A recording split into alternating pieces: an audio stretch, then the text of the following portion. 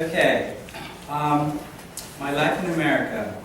One of my favorite movies is The Godfather. In the opening scene, there's a character named Amerigo Bonacera, and he says, "I believed in America.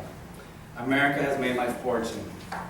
Well, I may not have a fortune in terms of wealth, but what I do have is the fortune to live in this great land that offers freedom and opportunity. I was born in a small town in Mexico and was raised by my grandparents until I was 8 years old. When I was 8, my parents decided to bring us to the U.S. They had already moved here and had decided that it was best if we joined them here.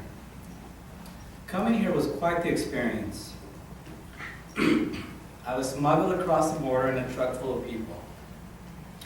One of my few memories was that I was very sick.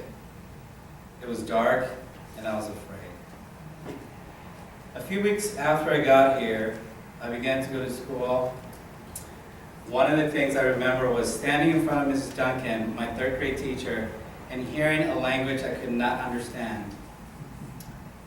The awesome thing about this was that I could get in trouble and say, "I don't speak English." Being here was rough at first because I missed Mexico and I missed my family and friends. There were a lot of things to adjust to. I had never seen so many green lawns, and the streets were paved to perfection. I was amazed at the different nationalities.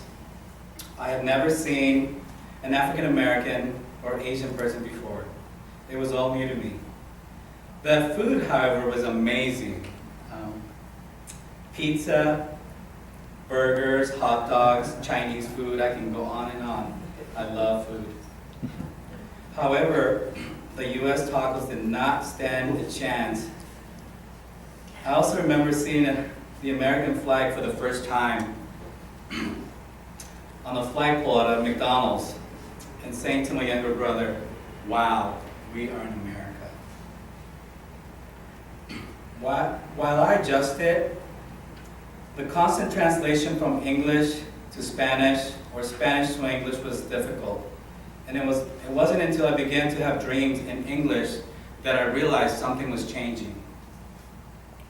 Junior high and high school flew by, and by now I'm very aware of the American culture and customs as an adult.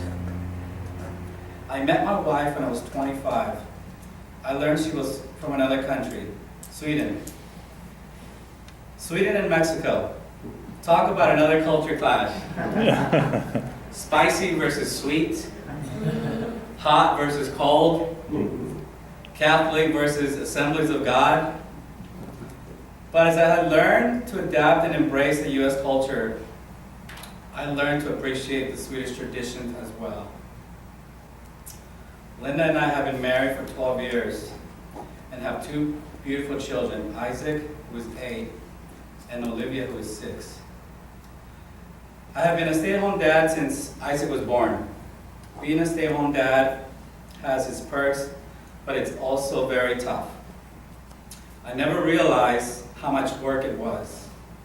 From planning a simple meal to doing laundry, and that doesn't include doing house repairs or fixing your own cars or whatever needs to be done in the house. But I've come to enjoy it. When Isaac was born, I also went back to school, and I put myself through the police academy.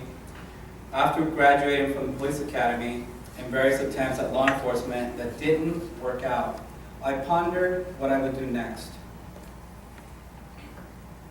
During this time, Linda and I talked about selling our house in Chino and moving to Orange County, where we would buy our next house. So I became a realtor. I love this kind of work and the challenges that it brings, and I'm working hard to become successful in this field. Thank you for listening to me.